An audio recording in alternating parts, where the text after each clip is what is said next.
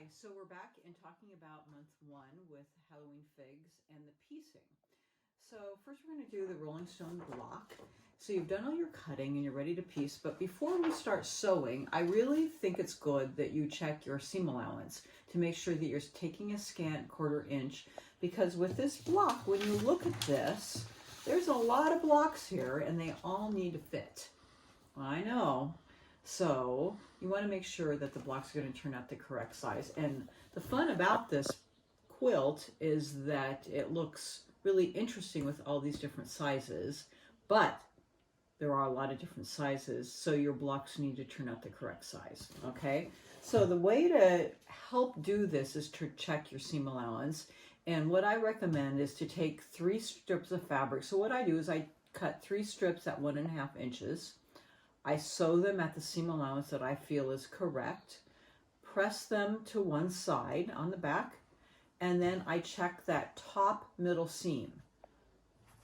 So take my ruler and then take that 1 inch, and it should be a perfect 1 inch from here to here. Should be exactly 1 inch.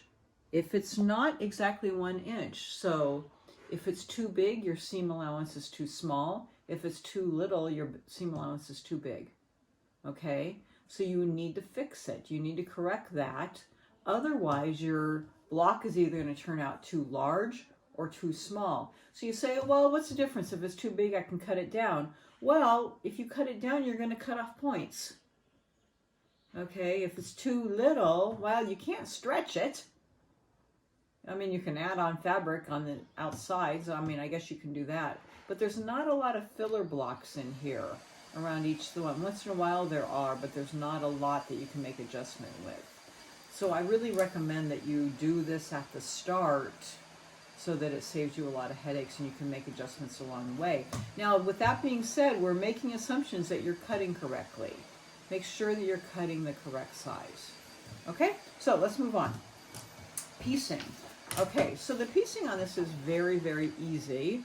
You're gonna piece your A and B blocks. You have your D block in the middle, but let's make that rolling stone. And this is with your sew and flip method or connector corner method. They call it sew and flip here, but with this ruler, the manufacturer calls it a folded corner. That's why it's called the folded corner clipper, because we're gonna clip off those edges. So you can do it the traditional method, or you can do it the way that I'm doing it, with this great ruler that makes them come out exact. And coming out exact meaning that the corners are going to come out nice and easy, and you're going to have that perfect 1/4 inch and maintain your square. Okay, so I'm going to show you how I do it. I've made 3 of them already because I've put the block together almost. You can see that. So how this works is, for these particular easier angles, you're going to just line up your square. And I just want to mention, I do have a technique that you can go to. You can access it on our front page of just how to use a folded corner clipper in different angles, and so you can always get to that on our front page, and it takes you to our YouTube channel. Okay, so the first thing is this does have to be folded to that direction. So if you're ever unsure, you can always just take a pencil, and there's that fold there, and make a little cheater line if you're unsure of which way angle to cut it at. So this is pretty easy. I take my 2 inches. I'm going to line it up with that line, so I have this edge here. I have it all the way around the square, all the way around here and here. And then I'm going to make my cut. This cuts this off. And then you can see it has a little indent here, and that's actually where my seam cut is. So I'm going to actually do it on each side. So when I actually made my block, I will cut all 3 or 4 at once and then run it through the machine. This time I'm going to do it on opposite sides, okay? First, because then you have to press those open. So I'm going to just sew on opposite sides real quick so I can show you the next 2 sides.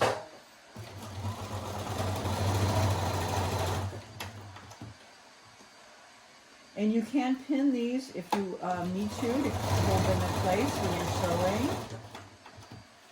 Or I just held it with my fingers.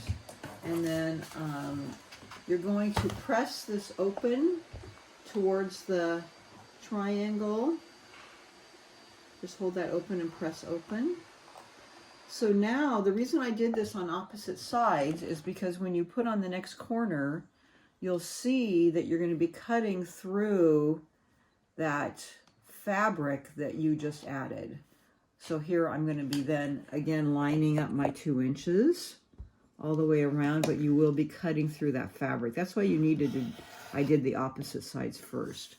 So I have that side, and then again I would be doing, you can sew that if you'd like to first. I would sew all 4 and then go to the opposite corner, line it up, measure it at my 2 inches, cut off the corner,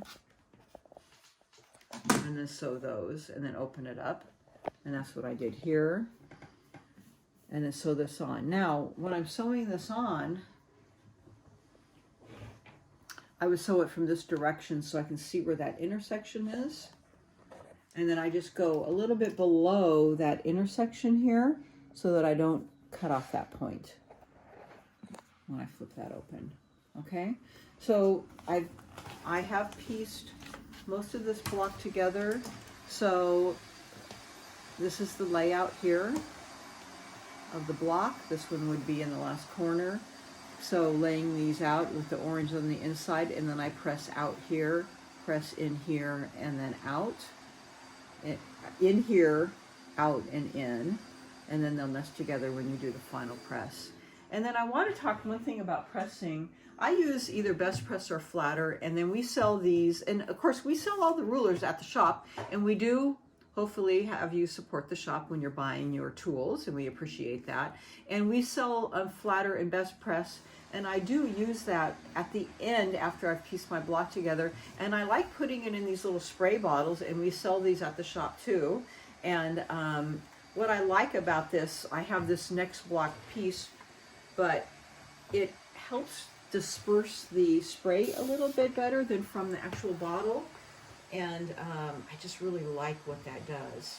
And of course we sell those bottles at the shop too, but it has that, it's an alternative spray starch, and I have Flatter in mine, but I really like how it disperses the spray, and then it gives it that final press, and it just makes the block nice and flat.